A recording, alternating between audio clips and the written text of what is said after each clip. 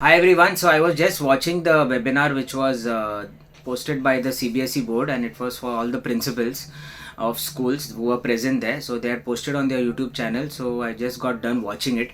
Now some key points which I would like to discuss. First thing is that we all know that there are two board exams, and the first board exam is compulsory, mandatory. It has to be attempted by each and every student of the CBSE board.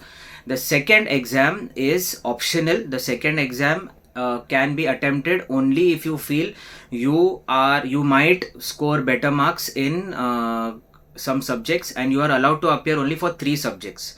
From the three, one can be a language and two will be the academic subjects, that is either math, science or social science. You are not allowed to attempt two languages. Okay, then the result of the first exam will be declared by the end of April, and second exam result will be by end of June. That means we know the first exam is in February, second exam will be in May, and the result will be in June. First exam result will be in April.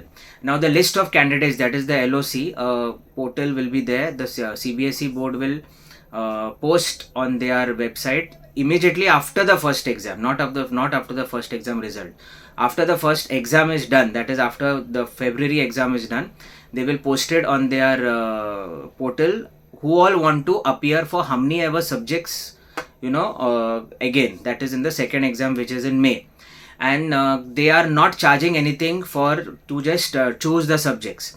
Once the results of the first exam are out, I think they will be taking some fee to appear for whatever subjects you wish. That is, the registration and the fee collection will be after April, after the results. And the list of candidates, you can apply for re-exam after the exam, that is in February. Okay, then one very important point, like those who have taken maths standard now. Okay, suppose you feel that you want to change to maths basic, so after the first exam you are allowed to change to maths basic and give the re-exam in maths basic. So this is a very good thing in my view for some of them, but whatever it is, I'll tell my views later about it too, but one point, this those who are giving maths basic or maths standard, those who are very sure about doing maths standard can go ahead. But suppose many of you might feel that I am really good in maths standard, but I am little unsure in certain concepts or certain topics, then you have this option. Okay, and those who don't want to take a career in maths, so blindly go for maths basic only. Don't take these risks and play around with all of this. Then comes we know that the 33% criteria is there. So internal assessment, there is no re-exam, no second board exam, no second internal exam, nothing. 20 marks internal exam is going to be only once. Okay, that is which is going to be taken by your school maybe in the month of Jan.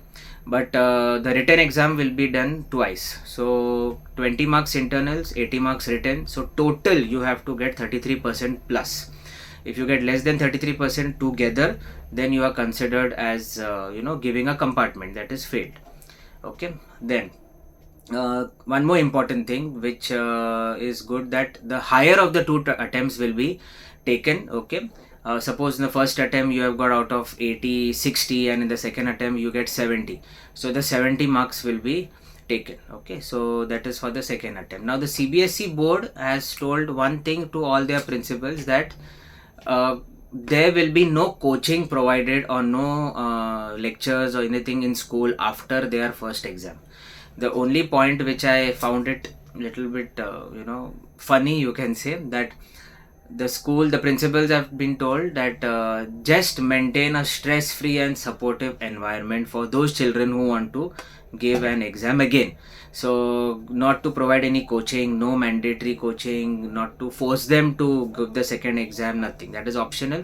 But just tell them that you can do it, and it's like that. So the CBSE board, as well as it is recommended that if you are scoring a decent percentage like 80, 90, 95, whatever, or 80% plus, and if you are 100% sure that this paper you can improve, okay, so then only go for the re-exam. Otherwise, you have to even keep in mind that you are having a gap. Nobody is going to provide you coaching after. Your school is not going to help you in providing you any coaching after your first board exam. It's all on your own. So February you're giving your exam and the next exam in May. So again 2 months you have to study. Your vacation is gone for a toss. Okay, so if you're giving the first exam, then second exam, then the result in June, and then admissions in July, and then it's all over. Vacation's done. You're just studying. Okay, so keep one thing in mind to sum all this up. Okay, I would say only one thing: treat the first exam as the most important exam. Okay, don't even have the slightest thought that I have to give another exam or I will improve in my next exam. No, there is no guarantee that the paper is going to be easier in the next exam or whatever, but keep one thing in mind: you have to study also. So don't, your vacations will go for a toss. If you have to 1.5 2 months still left, make the most of it and study hard.